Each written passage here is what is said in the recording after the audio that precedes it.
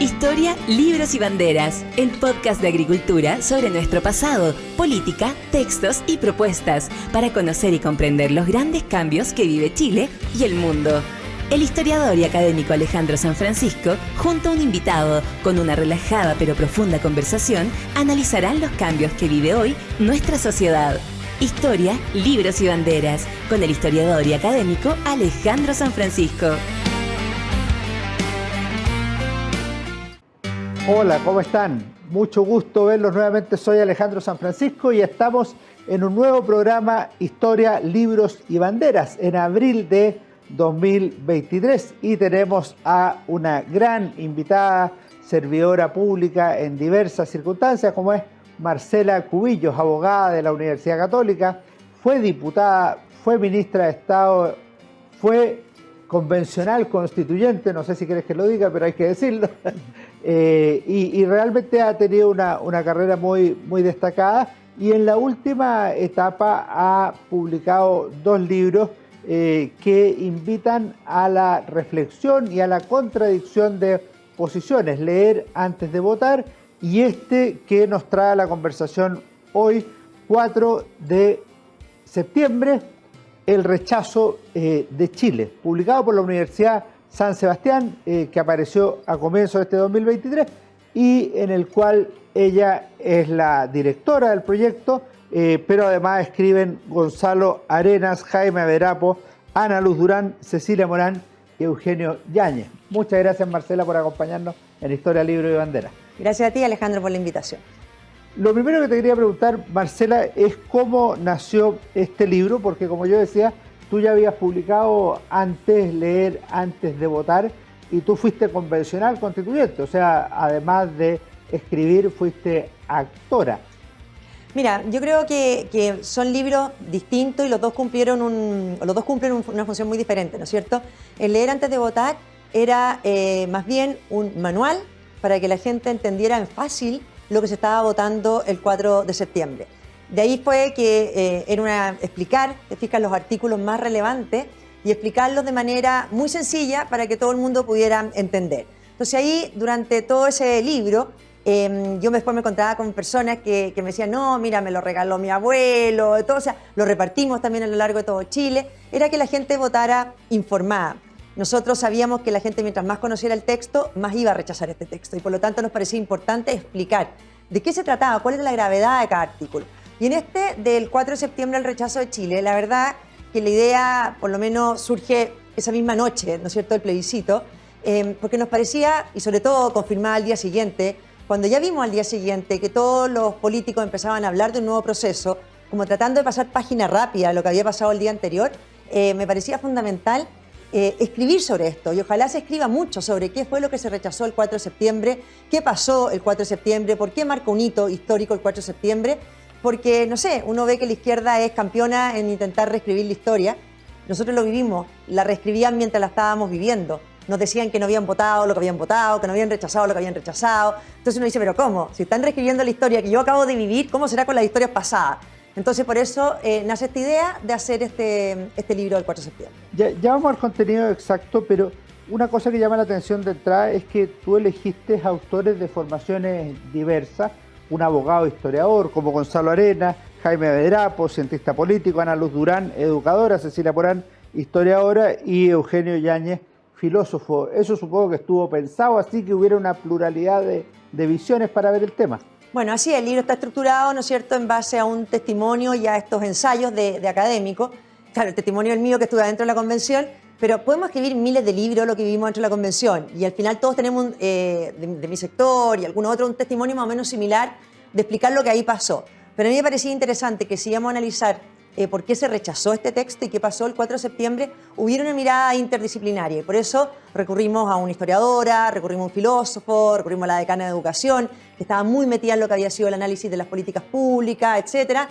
Bueno, a Jaime Averapo, también desde la ciencia política y el derecho, y a Gonzalo Arenas, historiador y abogado, a esta altura doctor en historia y abogado, porque queríamos tener esta mirada distinta y lo entretenido fue que cuando los convocamos, hicimos la primera reunión, cada uno tenía ya una idea de qué quería o desde qué análisis quería enfrentarse al 4 de septiembre y por lo tanto la gracia es que queda un libro muy diverso, o sea, no hay repeticiones, por así decirlo, en los enfoques. Ahora, en el caso tuyo particular, yo veo por lo menos, si leí bien, Crónica de una refundación fracasada, que es un artículo que podríamos llamar mixto. Por un lado hay análisis político, pero por otro lado hay autobiografía, o sea, en ese sentido tú cumples una tarea análoga a la que en su momento hizo Carol Baum, Agustín Esquella, Renato Garín, de escribir sus testimonios de la convención desde dentro.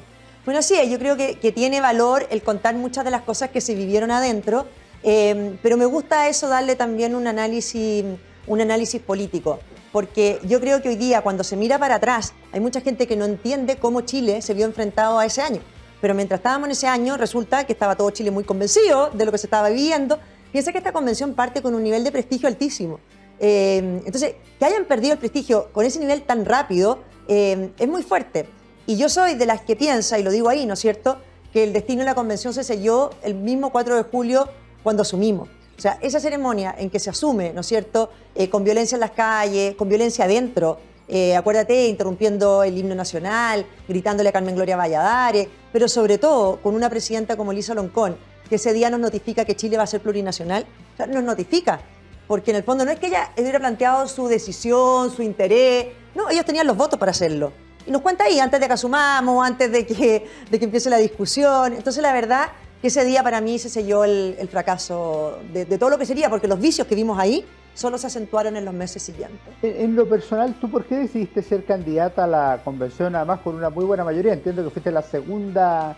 Después de Stingo. De Stingo, la segunda convencional más votada y la convencional más votada de la derecha y la centro-derecha.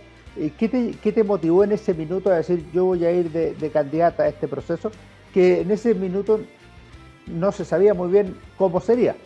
Yo había votado en contra del primer plebiscito y perdimos lejos los que votamos, ¿no es cierto?, rechazo. Entonces me parecía que, habiendo perdido, este era el proceso que se iba a iniciar, había que estar ahí. Siempre he creído que uno no puede después actuar como picada en la vida, como diciendo, ya, perdió mi posición, pero ahora va a haber una nueva constitución, se va a hacer este proceso y lo responsable es que estemos ahí y que estén representados todas las visiones. A uno lo que más rabia le daba era cuando te intentaban cancelar o como nos decía Elisa Loncón, ustedes no tienen derecho a estar acá, daba lo mismo que tuviéramos la cantidad de votos que tuviéramos. El afán por cancelarte, no solo a ti, sino a la gente que tú representas, a esas miles de personas que votaron por ti. Entonces yo siempre he sentido que esas personas que confían en ti, tú tienes la responsabilidad de estar ahí y levantar esa idea. Me presenté obviamente que sabiendo que podía pasar esto, de que podíamos terminar con un porcentaje que no fuéramos incidentes en la votación, y yo creo que por eso era tan relevante lo que hiciéramos adentro. Pero yo revisando la prensa de la época, tú puedes haber pensado que no iba a ser un porcentaje tan incidente o decisivo, pero yo creo que jamás pensaron que iban a obtener 37 convencionales de los 155 o se estaba barajando una cifra así. Bueno, personas cercanas a mí saben que entre los diálogos, cuando uno le pedían o le decían, le planteaban presentarse, uno decía, bueno, es probable que no saquemos ni el tercio y vamos a estar metidos en esto sin ser incidente. Entonces, también no era lo esperado, pero también era una posibilidad. Y yo creo que uno toma las decisiones también pensando en el peor escenario. O sea, yo tomé la decisión también pensando que esto podía pasar. Lo que sí nunca pensé, porque en las primeras reuniones nuestras nunca pensamos que se iba a poder dar vuelta el partido como se dio. Ellos, por una parte, decían desde el comienzo que lo que ahí votaran se iba a aprobar, que el plebiscito salía iba a ser un mero trámite. Y nosotros, como veníamos del plebiscito de entrada, también pensábamos en mi sector que el plebiscito de salida podía ser un mero trámite. Entonces, cuando esto se empieza a dar vuelta, cuando la ciudadanía se empieza a informar de lo que está pasando, y el rol también que ahí cumplimos, ¿no es cierto?, de levantar los temas que se estaban votando, de explicarlos, de comunicarlos, bueno, y se empieza a dar vuelta, yo creo que fue un momento bien importante para todos. En tu artículo, para llegar a eso que señalas, tú le asignas gran importancia a los errores de la convención. ¿Cuáles serían los errores principales de la convención y que tú los fijas en el ámbito tanto del trabajo como del contenido? Sí, yo diría que, bueno, en el ámbito del trabajo es evidente, ¿no es cierto?, el desprestigio cuando tenemos convencionales votando desde las duchas, tenemos convencionales, no sé, desnudándose para hacer su statement, o tenemos a convencionales que en el fondo no sé, ¿te acuerdas Elisa Loncón diciendo que los convencionales están perdiendo peso? Tenemos insultos, tenemos espectáculo, tenemos un circo al final, tenemos saumerio, tenemos de todo. Entonces, ese tipo de cosas, la gente empieza a producirle un tremendo rechazo porque dice, ¿cómo estas personas están escribiendo lo más importante, la norma más importante para un país? Eso por una parte nunca se pudo controlar. Tenemos el escándalo de Rojas Vade, ¿no es cierto? La persona que era el símbolo de las protestas. Claro, todo eso le fue quitando prestigio al órgano. Prestigio completo al órgano. Y yo te diría que desde el punto de vista de contenido, para mí el error más grande que cometen es este enamoramiento a la causa indigenista desde el día 1, en que ninguna persona de izquierda es capaz de enfrentarlo. Al revés, se suman a esta agenda, pero sin ninguna racionalidad. Y esa agenda es la que les lleva hasta el desprecio de los símbolos patrios, porque obviamente que la unidad de la nación había que debilitarla, ¿no es cierto? Porque ellos son varias naciones distintas. Empieza estas normas de plurinacionalidad, que después las empiezan a aterrizar en verdaderos privilegios para personas por solo hecho de venir de las causas indígenas. Yo me acuerdo haber dicho como en octubre, cuando partió la convención, poquitos meses después, de que esta iba a ser una constitución racista, y casi me mataron, me dijeron, ¿pero qué eso era racismo? No, si racismo es lo que están haciendo ustedes. Establecer diferencias en razones de orígenes y de etnia. Entonces, yo diría que en contenido, para mí, eso fue lo principal, más muchos otros, ¿no es cierto? Ahora, mira, el artículo de Jaime Avedarapo, estamos hablando con Marcela Cubillos por el libro 4 de septiembre, El rechazo de Chile, pero que es un libro de varios autores. Jaime Avedarapo dice el rechazo a la transformación indigenista, y tú lo planteas como el primer eje. Si uno mira, llamémosle así, la Revolución de Octubre en adelante, se veían más banderas mapuche que chilenas en las marchas. La elección de Elisa Loncón tiene un significado político, pero a la vez simbólico. Y ella llama a refundar Chile no respecto de la Constitución de Pinochet, que era algo transversal, sino respecto de los 5 siglos de historia. ¿Por qué se asume tan acríticamente esa causa indigenista dentro de la convención? Porque es bastante transversal, incluso en la primera etapa, en algunos convencionales de derecha que tratan de llegar a una especie de consenso global en este tema. Claro, con un nivel de ingenuidad máxima, o sea, parten reconociendo una deuda histórica, o sea, en qué minuto uno, los que estábamos ahí, éramos deudores de quiénes y quiénes eran acreedores de quiénes, o sea, ahí la verdad que yo encuentro que mal, pero atinaron rápido. Yo creo que era una estrategia latinoamericana, y que en Chile prendió muy rápido, ¿no es cierto? Teníamos, acuérdate, a García Linera, ¿no es cierto? El boliviano. Claro, el ex vicepresidente Evo Morales, gurú del actual presidente Boric, en el fondo vino hasta su cambio de mando. Era una estrategia, pero orquestada, instalada, y la siguieron al pie de la letra. O sea, a mí nunca se me va a olvidar cuando se aprueba, no sé qué norma en justicia, y Elisa Loncón dice, al fin tenemos en Chile una justicia descolonizada. Y uno se preguntaba, ¿cuándo la tuvimos colonizada? O sea, ¿cuándo fue un objetivo de los chilenos que marcharon o todo descolonizar la justicia? Entonces se empezó un microclima de causa indígena que no veían afuera la falta de realismo que tenía con el Chile real. En el tema de los errores de la mayoría, que era una mayoría bastante sustancial, más de 2/3, tú le asignas un carácter casi épico a los 37 o 36, yo no sé cómo se miden, tú en general hablas de los 37. Es decir, el grupo de opositores de los partidos de Chile Vamos, más algunas personas más cercanas a republicanos, que conformaron primero la resistencia y que, por lo que te leo, tomaron como primera decisión dar las peleas sabiendo que iban a ser derrotados, pero tratando de que la opinión pública percibiera lo que estaba pasando adentro. ¿Cómo describirían la tarea de los 37? A ver, a muy poco andar supimos, o sea, de hecho, antes de asumir, ¿no es cierto?, cuando Stingo dice que los acuerdos los van a definir ellos, los otros van a tener que sumarse, o vemos lo que pasa en la instalación. O sea, al muy poco andar asumimos que ellos iban a escribir su constitución. O sea, que no iban a tratar de buscar ningún acuerdo. ¿Cómo fue? O sea, no hay una norma que sea un acuerdo transversal. Ellos decidieron escribirla solo el día 1 y así lo hicieron. Por lo tanto, quedábamos 36. No es que nosotros estuviéramos atrincherados, ellos se atrincheraron en su mayoría y nosotros teníamos que cumplir un rol. Y yo creo que nosotros ahí seguimos una triple estrategia que fue importante, ¿no es cierto? Por una parte, criticar y destruir las consignas con las que llegaron. ¿Te fijas? Una era esto, de la plurinacionalidad, que poco menos que al principio se decía, bueno, pero esto es el DESDE, hay que entregarlo porque en el fondo ya está perdido. No, nada está perdido hasta que lo pierdes. O sea, había que destruir esas consignas y ayudaron mucho, ¿no es cierto? Todos los columnistas, personas que empezaron desde afuera también a influir y a informar. En segundo lugar, comunicar todo. Nosotros partimos sin prensa. No querían la prensa adentro. Tuvimos mucho tiempo sin prensa. Entonces, era muy importante que nosotros mismos comunicáramos la discusión que se estaba dando y las decisiones que se estaban tomando. Y en tercer lugar, yo creo que algo muy importante y que hace siempre falta en la oposición era levantar alternativas. O sea, nos oponemos a esto, pero planteamos esto. O sea, ¿en qué somos distintos?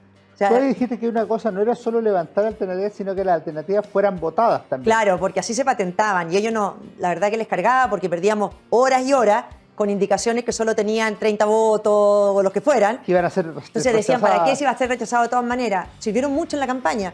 Porque cada vez que nos decían, no, es lo mismo que el precio justo que el precio mercado. No, nosotros presentamos una indicación para que quedara claro que era el precio mercado. Decían que no, en expropiación. O nosotros nunca quisimos eliminar el estado de emergencia. O sea, teníamos para todo una votación expresa de ellos que confirmaba la tesis que habíamos levantado. Perfecto, Marcela. Vamos a hacer un pequeño alto y volvemos en un minuto. En Historia, Libros y Banderas. Nos vemos luego.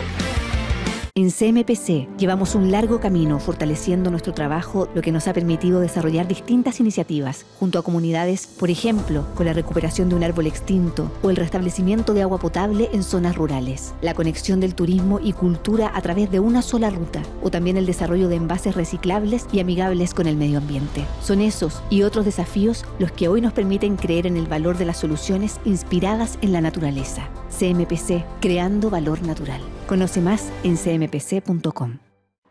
Hola, seguimos conversando con Marcela Cubillos sobre el libro El rechazo de Chile 4 de septiembre, obra que ella, ex convencional constituyente, editó con la Universidad San Sebastián y con otros autores. ¿Qué rechazó Chile el 4 de septiembre del 2022? Pues yo creo que las cosas hay que mirarlas en perspectiva. Y la verdad es que el texto puede haber tenido cosas malas, pero la gente no está rechazando solo una constitución. Puede haber también un rechazo a lo que tú mencionabas antes, el trabajo de la convención, los errores manifiestos, externos, visibles. Y lo tercero, si es que te parece a ti, porque tú algo dices de la vinculación del gobierno con el proceso, un rechazo al gobierno del presidente Gabriel Boric. A ver, puede haber de rechazo al gobierno, puede haber de rechazo a las formas, pero yo creo que en definitiva la gente rechazó un proyecto ideológico. O sea, aquí lo que hizo, y por eso es tan importante el 4 de septiembre, la izquierda refundacional o más extrema, lo que hizo fue poner en un texto de constitución su proyecto ideológico. Porque como lo hicieron solo, plasmaron ahí lo que es su visión ideológica de lo que había que hacer en el país, en la América Latina, etc. Pusieron por escrito su proyecto ideológico. Y eso fue rechazado transversalmente. Y ese es el error de ellos, porque no es un programa de gobierno, que el programa de gobierno tiene como muchas más cosas políticas públicas. No, aquí plasmaron sus ideas. Ideas que a mucha gente la tenían convencida de que eran mayoritarias, ¿no es cierto? Su ideología, sus formas de entender la democracia, etc.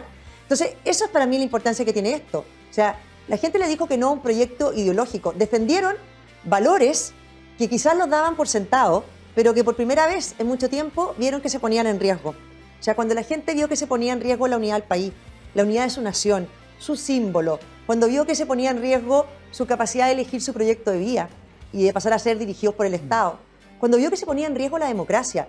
Yo creo que lo que el texto de la Convención, que destruye al nivel que lo hace la democracia, fue fundamental para que gente de la centroizquierda se sumara al rechazo.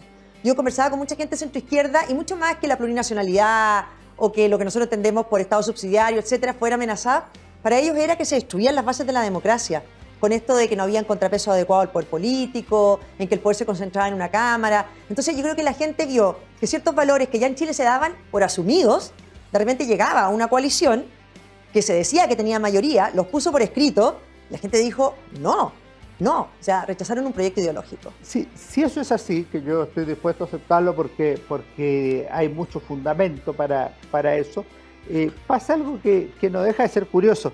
Eugenio Yáñez habla en el artículo final, Chile, un país imaginado. Y lo que pasa, al menos tú lo insinuaste en una de las primeras respuestas, es que se creó un microclima en la convención.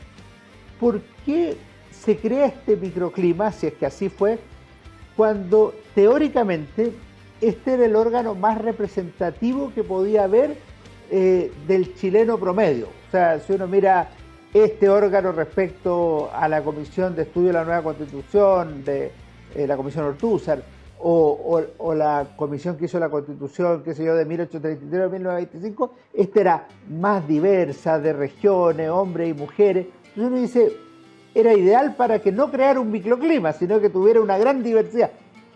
¿Dónde se produce esa contradicción que lleva al final a que en vez de abrir a la realidad nacional, se cierra y crea este país imaginado del que habla Eugenio Yáñez? A ver, primero por la anomalía electoral con la que se elige esta convención, ¿no es cierto? O sea, la sobrerepresentación de escaños indígenas, de partida, eso no era el Chile real. O sea, yo me acuerdo y uno decía, en Bolivia hay mucha más población indígena y tienen normas mucho más restrictivas y de menos privilegio indígena que la que estaba aprobando este texto constitucional. O sea, en Bolivia la justicia indígena tiene límite, aquí se aprobaba sin límites, por poner solo un ejemplo. La lista del pueblo, una lista que terminó sin ningún integrante, pero que fue la gran sorpresa de la elección. O sea, aquí normas electorales hicieron que la verdad, que lo que en teoría iba a ser ese órgano representativo no fuera. Si uno estaba ahí, miraba a los convencionales, escuchaba los argumentos y uno decía, esto no es Chile. En Chile la gente no odia a Chile. ¿Ah? Y había odio a Chile. Entonces, esto no es Chile, ese no es el chileno tipo. Escuchaba muchas veces a las mujeres con su agenda y uno dice, claro, yo también quiero que la mujer tenga mucho más derechos y todo. Pero esa no es la mujer chilena. O sea, no era Chile representativo. ¿Y cuál es el problema que yo creo que hay acá y por qué ese microclima? Que lo peligroso no es que sea un microclima, sino lo peligroso es que quienes controlaban ese microclima creen que su visión es la única correcta moralmente. Y por eso tienen la necesidad de expandirlo, como sea, al resto de los chilenos. Yo puedo tener discrepancias con gente de izquierda, pero las entiendo como discrepancias políticas. Ellos tienen su visión del país, yo tengo la mía. Y la democracia es la llamada a zanjar las diferencias. Ellos no lo entienden así. Consideran que uno no tiene derecho político a pensar como piensa. Que uno no tiene derecho moral a tener las ideas que tiene. O sea, ellos se aproximan a ti desde una lógica de superioridad moral. Y por eso nos querían callar adentro de la convención y por eso quieren callar a los chilenos a quienes representábamos. Entonces, ese es el problema que yo creo que hay de fondo acá. Y por eso cuando pierden, dicen, no, aquí el problema es que fuimos muy rápido. No, aquí el problema es que la gente estuvo engañada. Porque ellos no asumen que una persona libremente pueda no elegirlos a ellos. Entonces es un nivel de totalitarismo brutal. Es lo que tú recuerdas de Cayetana Álvarez Toledo, como si el problema fuera un problema de velocidad entre la velocidad del gobierno y del pueblo y no de dirección hacia dónde se dirigía este camino. Pero mira, Alejandro, si después del 4 de septiembre no ha habido de los predicadores de la prueba ni una autocrítica, ninguna. Solo ha habido crítica a la ciudadanía. O sea, ellos se aproximan así, critican a la ciudadanía por no elegirlos, porque ellos saben mejor que la ciudadanía lo que les conviene. Lo mismo que hicieron en educación, ellos saben mejor que los padres lo que le conviene a tu hijo. Entonces, cuando tú tienes una diferencia moral de esa magnitud, ¿cómo hay consensos posibles? Ahora, hay una cosa que... Bueno, no les gustan los consensos, no creen en ellos. Sí. Hay una cosa que yo pienso un poco distinto a los análisis que se han hecho y que en alguna medida aparece en el artículo de Gonzalo Arenas. Si lo que se inició en octubre de 2019 fue un proceso revolucionario, uno no puede esperar que la Constitución que salga de la Revolución de Octubre sea consensual, unitaria, para todos. Lo que se está viviendo es un proceso de cambio muy dramático, muy urgente. Gonzalo Arenas plantea que lo que hubo ahí fue una tentación insurreccional. ¿Cómo lo ves tú? ¿Hay un ánimo destituyente? Efectivamente quisieron destituir al presidente Sebastián Piñera. ¿Hay un ánimo de refundar Chile? Efectivamente hay un ánimo de refundar Chile. Pero, termino con esto, el sistema político lo que hizo fue decir, bueno, ya que la calle pide esto, hagamos una nueva constitución y sigamos adelante. ¿Cómo ves tú el proceso ahora, no solo la convención? No, yo estoy de acuerdo con lo que plantea Gonzalo y lo que estás diciendo tú. Y el problema está más bien en la reacción y en la respuesta al sistema político. Porque hoy día uno escucha ese mismo sistema político decir, sí, lo que pasó en octubre del 2019 fue un intento de golpe blanco. Oh, sí, hubo un ánimo insurreccional. Bueno, el problema es que mientras estaba ocurriendo, nadie se atrevió a encararlo de esa manera. Entonces yo diría que más bien lo que hay es un error en la forma en que se asume esto. Yo me acuerdo, yo todavía era ministra para el estallido, y siempre me llamó, bueno, me fui pocos meses después, precisamente porque el gobierno tomó una decisión de ser neutral, ¿no es cierto?, en el plebiscito de entrada. Yo decía, yo no soy neutral, la verdad no soy neutral en nada. Entonces dije, ya, es válido, el gobierno tomó una decisión, soy yo la que me tengo que ir.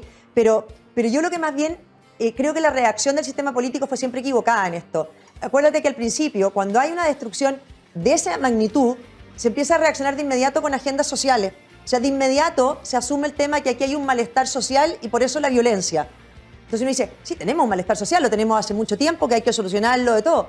Pero la destrucción del metro, orquestada, coordinada, ¿no es cierto? Esos niveles de violencia que vimos durante tantos meses, no se enfrentaban. Era todos los días una agenda social distinta, que se ponían más cosas por delante. Y después, cuando sale como respuesta la Constitución, tú dices, o sea, incluso si los problemas fueran los sociales, ¿por qué se responde con una Constitución? O sea, no había simetría entre el diagnóstico que estaba haciendo ahí la clase política con la respuesta que dio. Pero hoy día uno ve a la clase política como diciendo, no, en realidad el problema fue este. Bueno, entonces, ¿para qué reaccionaron de esa manera? Como que sigue sin calzar. Y peor todavía, yo les decía siempre a los de izquierda en la convención, si yo asumiera el diagnóstico que ustedes hicieron, que esas marchas eran por una mayor igualdad y por mayor poder de los ciudadanos, ustedes están traicionando esas demandas en el texto, porque el texto lo que hace es quitarle poder a los ciudadanos y aumentar la desigualdad, estableciendo nuevos grupos de privilegiados.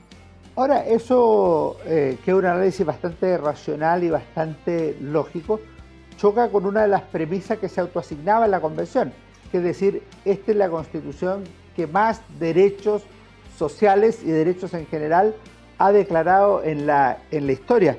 Y Ana Luz Durán analiza la promesa fallida como una convención o un proyecto que declara tantos derechos, en la práctica los beneficiarios de esos derechos le dicen no a esa Constitución que, comillas, se supone que lo iba a respaldar, a proteger y asegurar la vida para siempre.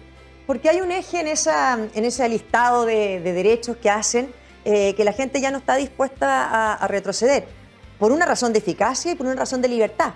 O sea, si tú vas a poner que el Estado es el único proveedor exclusivo y excluyente de los derechos que te están reconociendo, cualquier chileno dice, no da, por una parte, ¿no es cierto? O sea, el Estado no es capaz de hacerlo. Mira lo que pasa en educación, en que tenemos hoy día una cantidad de problemas en que no hay matrícula, o sea, no hay dónde matricular niños, ¿no es cierto?, en muchas zonas del país, porque no hay colegios para abordar el aumento de matrícula. Bueno, porque también se dedicaron a destruir los particulares subvencionados, por lo tanto tampoco vale la pena crear un particular subvencionado gratuito para ir absorbiendo esa matrícula y el Estado no lo puede hacer. Entonces, primero la gente se da cuenta que es ineficiente y segundo, la falta de libertad.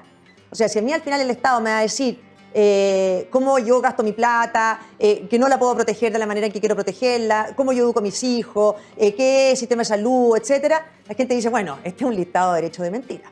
¿Y cómo articularías tú esta discusión que hay hoy?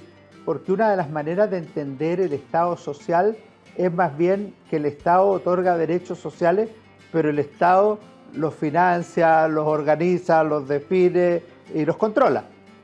Y lo que sostienen algunas personas es que es compatible con la subsidiariedad. Yo tengo la impresión que lo que se produjo ahí es una entrega rápida de la derecha o de la centro-derecha del concepto sin medir las posibles consecuencias, porque al menos gran parte de la izquierda con los que yo he conversado lo que dicen es que quieren el Estado social para eliminar la subsidiariedad.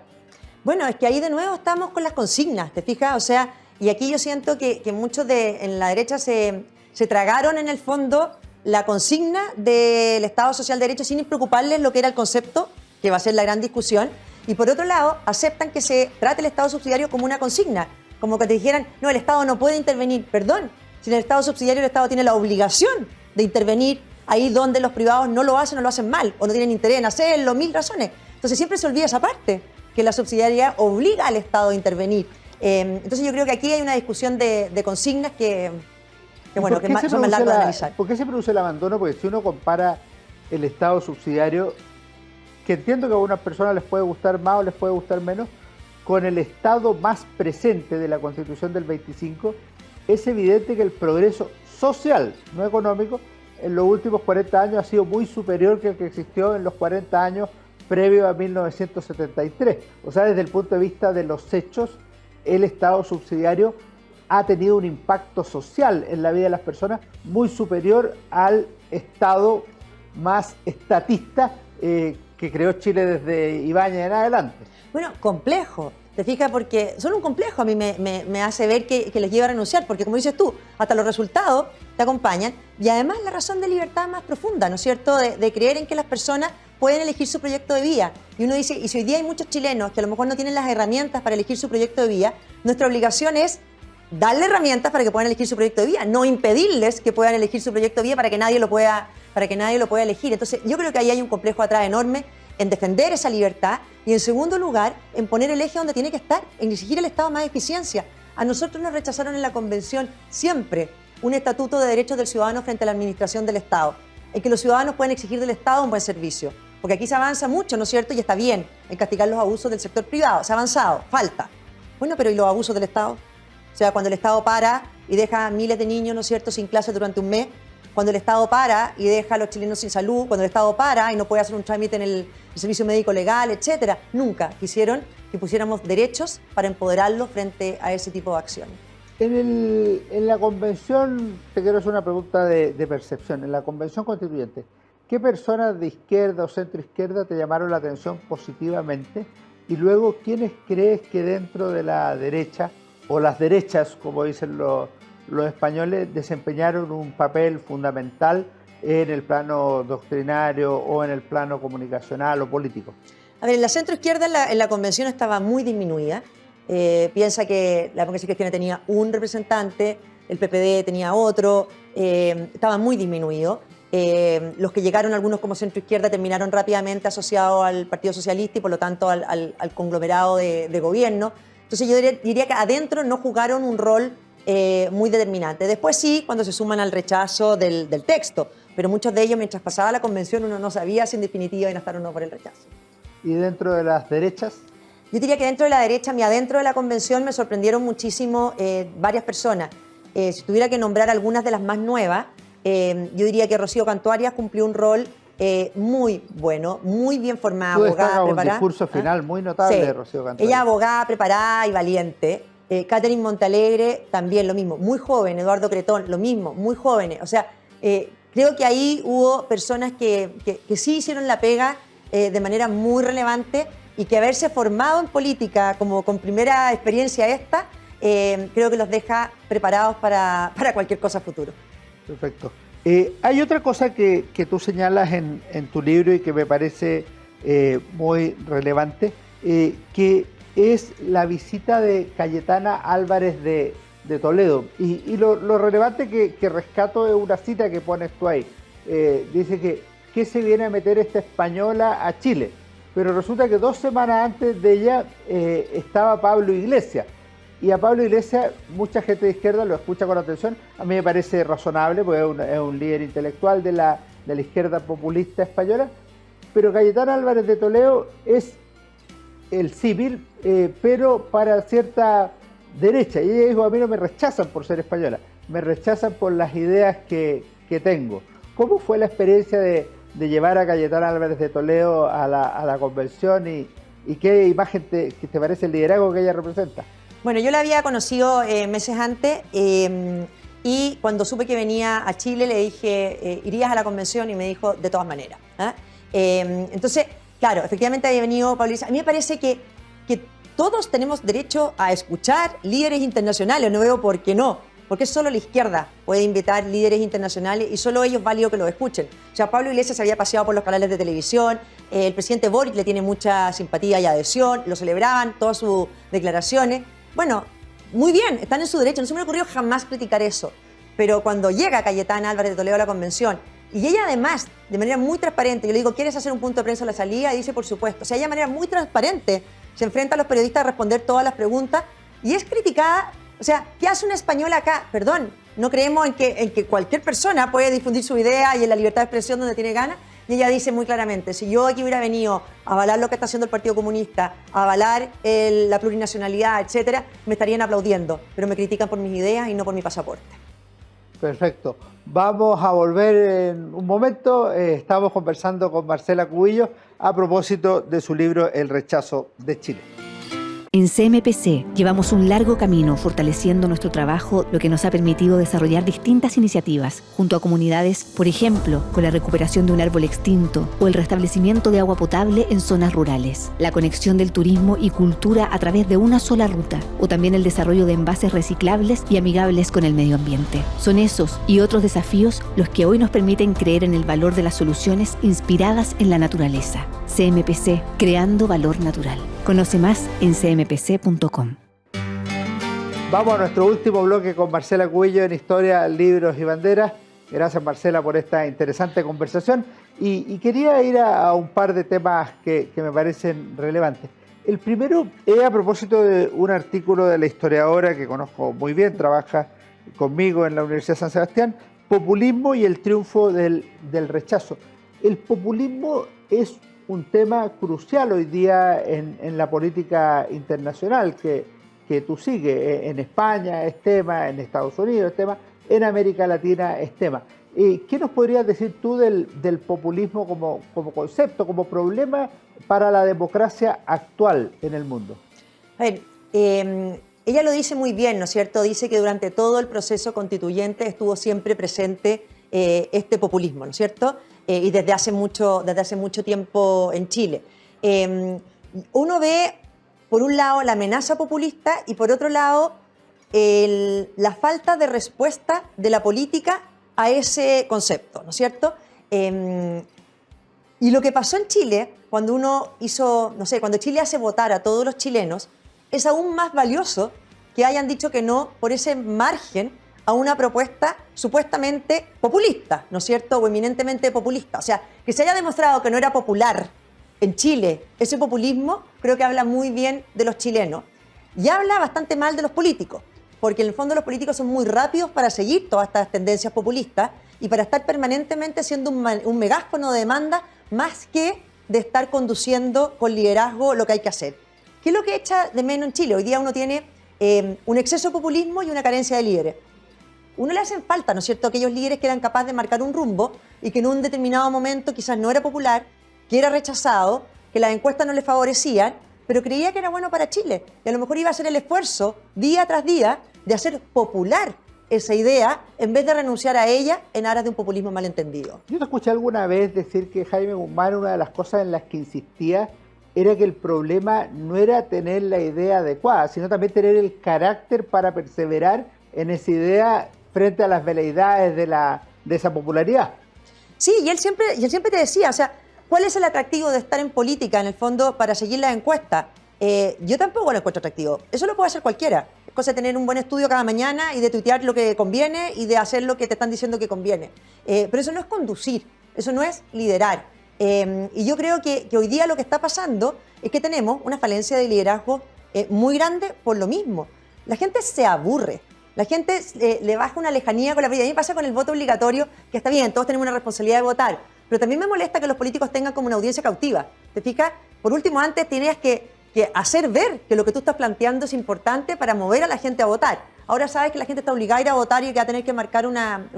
Y yo creo que la causa de eso es la poca voluntad por marcar las diferencias. Es cierto que en la democracia los acuerdos son importantes, pero la democracia es una manera de zanjar cuando hay diferencia. Y han dejado de haber diferencia. Te cuesta entender cuáles son los proyectos que están en discusión en la democracia chilena. ¿Qué plantea el gobierno del presidente Boric o el socialismo y qué plantea la derecha para la conducción del país? Uno ya empieza a tener menos claro cuál es nuestro proyecto alternativo, cuál es la alternativa que levantamos. En otros países tú ves muy claro cuál es uno versus otro. Entonces, claro, pero en Chile, al final, lo de los acuerdos hace que todo se diluya, que los políticos pasen a ser todos iguales. Y no quiere decir que uno esté en contra de los acuerdos, pero sí que cuando se logra un acuerdo, al menos nos digan en qué no lograron un acuerdo. Y que eso van a seguir ustedes peleando para que algún día haya acuerdo. Ahora, en el tema del populismo, así como dijimos que era internacional, también es transversal en la política, porque no era un tema de la convención. Si tú miras en paralelo a lo que estaba pasando en la convención, el presidente del Senado dijo que en Chile se había instalado un parlamentarismo de facto, aprovechando la debilidad temporal del apoyo al presidente de la República. Algunos propusieron que el presidente renunciara y llamara a elecciones anticipadas por esa misma circunstancia. Se votaron varias leyes de retiro de fondos de pensiones y algunos candidatos lo dijeron expresamente.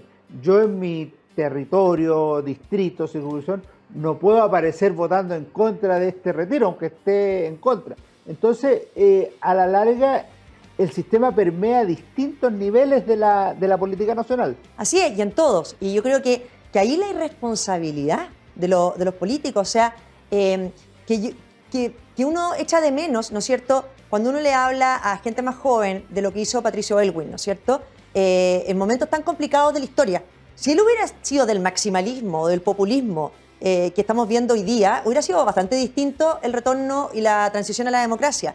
Pero tuvo el carácter para decirle que no a los propios, tuvo el carácter para... O sea, se echan de menos de repente liderazgos que se atreven a decir que no en determinadas materias y a conducir con un poquito más de responsabilidad. Tú, de esos liderazgos, ¿a quiénes destacarías en Chile o en el mundo? Bueno, no necesariamente ser de nuestra época, sino que personaje histórico que tú digas, mira, este me ha llamado la atención. Bueno, los clásicos, ¿no es cierto? Soy súper admiradora de Margaret Thatcher, que duda cabe. Pero era que no. Claro, pero uno dice, bueno, líderes así, que uno dice, plantean cosas que a veces en un primer minuto la gente no las entiende, pero en beneficio, o sea, van entendiendo y las van conduciendo por ese camino. Yo creo que eso es importante. En el proceso actual, estamos viviendo un proceso constituyente, estamos en abril, en unas semanas más tenemos la elección de constituyentes, el 7 de mayo. ¿Tú ves que la centro-derecha o la derecha tiene candidatos preparados para enfrentar la discusión constituyente en el nuevo consejo que va a existir? ¿Ves personas que tienen nivel? Mira, antes de ir a eso, una cosa adicional, porque lo que estábamos hablando antes, uno ve este complejo a veces, incluso en esta materia, porque tú me decías, claro, los retiros de fondos, los populistas que fueron, pero hoy día, por ejemplo, que es súper popular decir que ningún aumento de tu cotización previsional vaya al Estado, sino que vaya a tu fondo individual, la gente, los políticos saben que lo popular es decir eso, igual no se atreven a decirlo. ¿Te fijas? Hoy día cualquier político te dice, no, yo ya no puedo decir que no vaya a su cuenta individual porque la gente sabe que es fruto de su trabajo. Bueno, díganlo así entonces. Y tampoco se, o sea, hay un complejo ahí un poco con nuestras ideas que no se entiende bien. Yo creo que este proceso que está en marcha es tremendamente complejo, o sea, estos triple órganos que tenemos, y lo he dicho, creo que lo primero es abrir los ojos. Son 3 órganos políticos. O sea, a mí me da un poco de temor ver que los expertos que son nombrados por sectores políticos, ¿no es cierto? O sea, que esta es una discusión política. Al final las diferencias son políticas o ideológicas o doctrinarias, como le queramos decir. Podemos tener sintonía con gente de centro-izquierda en cómo se tiene que hacer una constitución, pero hay muchos temas en los que va a haber diferencia. Me da un poco de miedo que por un lado se actúe pensando que suena político y por el otro son bien políticos profesionales, ¿te fijas? Por otro lado, creo que este proceso tiene un componente también complejo. Yo me resisto a que nos insistan en que el texto de la convención es el parámetro. ¿Cómo va a ser parámetro un texto que la ciudadanía rechazó transversalmente y por más o por casi el 62% de los votos? No es parámetro. Los chilenos ya votaron rechazo a este texto y hoy día dicen... El parámetro debería ser tener una mejor constitución de la que hay hoy en Chile. Oye, una constitución que les garantice mejor que hoy los derechos que tienen y que les garantice que nunca más van a ser vueltos a poner en riesgo. Como fueron puestos en riesgo el 4 de septiembre en que nos asomamos a este abismo, ¿no es cierto? Pero no es el texto de la convención. No es el texto de la convención. Entonces, si ese fuera el estándar, es bien absurdo. Si yo me encuentro con mucha gente que me dice, ya, pero bueno, va a ser mejor que lo de la convención. ¿Y qué? Si eso ya es muy malo. O sea, los chilenos votaron rechazo a eso, se dieron cuenta que no pasaba nada, que al final no dependen de la Constitución sus mejoras sociales sustanciales. Entonces, yo creo que hoy día los parámetros, el eje cambió. Y ese va a ser el estándar con que va a ser medido esto. ¿Y tú ves que hay en la centro-derecha o en la derecha personas que vayan a hacer esa pega dentro del sistema? Pues tú, Rodrigo Álvarez y otras personas hicieron esa tarea, creo yo que Bernardo Fontaine, hicieron esa tarea en la convención, pese a estar en una sólida minoría. ¿Cómo lo ve hacia adelante? Bueno, hay personas que yo creo que sí cumplen un rol. Creo que me cuesta ver todavía muchos candidatos que no conozco. Hay expertos, por supuesto, que sí conozco, árbitros lo mismo, pero yo creo que está en marcha este proceso, o sea, va a haber que ver. Ahora, lo principal, ojalá que logren actuar como un solo grupo. Nosotros dentro de la convención, la razón más profunda de que al final tuvimos éxito en dar vuelta al partido o en empezar a darlo vuelta desde la convención fue que actuamos como un solo grupo, con Republicanos, Renovación Nacional, UDI, Independiente, Ópoli. Nos dimos cuenta de la magnitud del adversario ideológico que teníamos al frente y actuamos como un solo grupo. Y eso fue muy potente. Entonces, ojalá que esto de que están yendo en listas separadas, etcétera, no se traduzca en que adentro actúen también no uniéndose frente a lo que hay que hacer en materia constitucional. En el tema de las discusiones fundamentales, así como esa Estado social, Estado subsidiario o ambos, ¿qué discusiones relevantes ve o crees que los bordes zanjaron bien el problema? No, para nada. Los bordes, o los bordes se interpretan de buena fe, o van a aflorar todas las discusiones que hay. Yo creo que van a aflorar igual. Siempre dije, además, la Constitución de la Convención también tenía bordes y no se cumplían los bordes. Porque hay una manera muy fácil de burlar los bordes también, ¿no es cierto? El texto de la Convención decía que Chile era un Estado unitario y todos los artículos destruían el Estado unitario. La Constitución de la Convención decía que había igualdad ante la ley y durante todos los artículos no había igualdad ante la ley, que Chile era una república democrática y la democracia se destruía. Entonces, esto tiene que interpretarse integralmente y de buena fe. Los árbitros tienen un rol, pero yo no sé qué tanto poder se les va a asignar. Y también me da miedo que se traten de sortear las discusiones, como que quede todo entregado a la ley. ¿Se fijan en que en el fondo sigan todos teniendo visiones muy contrapuestas de lo que es un Estado social de derecho, por ejemplo? Porque no todo se resuelve en la ley. Claro, eso en países que tienes pocas diferencias entre los bloques puede funcionar, pero en Chile, en que un 38% estuvo de acuerdo con una constitución como esta que destruía la libertad y la democracia, uno dice, es bastante riesgoso dejar toda la ley. Hace algún minuto tú decías que faltan líderes. Esto es transversal en las derechas, en la izquierda. ¿Qué otra cosa ves en falta en la clase política o en el sector dirigente chileno como relevante para que la política chilena funcione de una manera más razonable o mejor? Yo creo que hay que avanzar mucho y ahí, tú haces una pega muy importante en formación. Cuando uno está con jóvenes que se quieren dedicar a la política, lo primero que le dice es fórmense. Porque uno ve en líderes, en dirigentes políticos adultos, que muchas veces lo que fallan es en formación. No conocen su proyecto político, sin embargo son representantes de ese proyecto político. No conocen cuáles son las ideas matrices de lo que están defendiendo. Entonces, uno siempre les dice a los jóvenes, ustedes tienen que formarse, tienen que prepararse para ganar cualquier discusión, ganar cualquier debate y sobre todo tener claro por qué se levantan cada día a trabajar en política. Yo creo que ahí hay una falencia grande. Tú dijiste que el 5 de septiembre de 2022, o sea, cuando ya estaba el resultado claro, la sensación era, oye, pasemos rápido de vuelta y lleguemos a un nuevo acuerdo constituyente. ¿Cómo viviste la noche del 4 de septiembre? Porque ustedes lo habían pasado bastante mal y esa fue como la noche de fiesta para los convencionales minoritarios. Sí, a mí me costaba asumir que fuéramos a ganar, aun cuando las encuestas lo dijeran, porque nunca vimos tanta intervención electoral por parte del gobierno. Yo creo que ninguna elección se ha hecho con tanta intervención electoral como la que vimos en esa campaña. Claro, a uno se le olvida porque el resultado les fue adverso, pero me costaba asumir que fuéramos a ganar. Y quizás ahí todo no dimensionamos bien el impacto del voto del chileno común y corriente en el fondo, que muchas otras veces no se sentía convocado a votar, y aquí sí vio que su estilo de vida, que su país, que él quiere, aunque tenga problemas, estaba en riesgo y que al frente tenía una propuesta odiosa, una propuesta antichilena. Entonces, esa noche para todos nosotros fue una alegría gigantesca. Era, por alguna parte, coronar un trabajo que habíamos hecho con mucho esfuerzo, teniendo todo en contra, porque también las encuestas dicen que ya como en abril el plebiscito estaba zanjado, por lo tanto, antes de partir la campaña. Entonces, también eso es muy importante para el trabajo que hicimos adentro. Y ahí yo, destaco muchísimo el grupo con el que compartimos, que fue muy espectacular. En el grupo contrario a tus ideas, ¿hubo quienes te llamaran o con quien pudieras conversar después del 4 de septiembre que te dijera, oye, aquí nos equivocamos? No. Uno los ha leído en entrevistas algunos, ¿no es cierto?, que hoy día dicen que se equivocaron en varias cosas o que siempre estuvieron en desacuerdo con no sé qué, pero lo cierto es que ahí actuaron como un verdadero rebaño en el fondo de una agenda que fue muy marcada, que fue esta agenda indigenista que el Partido Comunista la supo hacer suya muy rápido y después dejaron callados a todo el resto que lo siguieron como un rebaño. ¿Tú crees que el Partido Comunista lideró más a la mayoría de la convención o fue un sector indígena o cómo? Yo creo que el Partido Comunista tuvo la habilidad para apropiarse, la tienen por concepto, ¿no es cierto?, la agenda indigenista y agrupar a estos escaños reservados, y eran mucho mejor para la política que el Frente Amplio y que el Partido Socialista. O sea, Marco Barraza es un político talentoso, que supo hacer muy bien la política dentro de la convención, y Bárbara Sepúlveda era una convencional muy preparada, por lo tanto tenían una muy buena combinación ellos dos. Y los expertos, por así decirlo, del Frente Amplio, con muchas carencias políticas, en definitiva, y con muy escasa convicción, porque se sumaron rápidamente. Los convencionales del Partido Socialista, lo mismo, o sea, a los 2 minutos ya estaban sumados a todo lo que era esta coalición de gobierno y por lo tanto haciendo lo que desde ahí se les estaba indicando.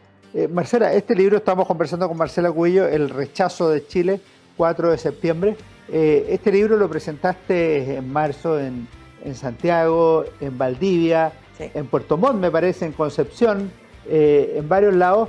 ¿Qué viene ahora? ¿Estás preparando algún otro libro? ¿O estás como con un libro al año más o menos? No, esto era en función de lo que estaba pasando en la convención. Creo que ahí había que patentar esto. Sobre todo este libro lo escribimos un poco para un esfuerzo de que la izquierda no reescriba la historia y además porque el proceso constituyente está en curso. Entonces nos parece importante que ciertos debates que fueron zanjados, que fueron rechazados, no nos vuelvan a reabrir ahora esa misma discusión. Marcela, tengo una última pregunta, agradeciéndote lo que hemos conversado. ¿Alguna recomendación de libro para mí o para los auditores de Historia, Libros y Bandera? ¿Qué estás leyendo? ¿Qué has leído que te haya gustado especialmente?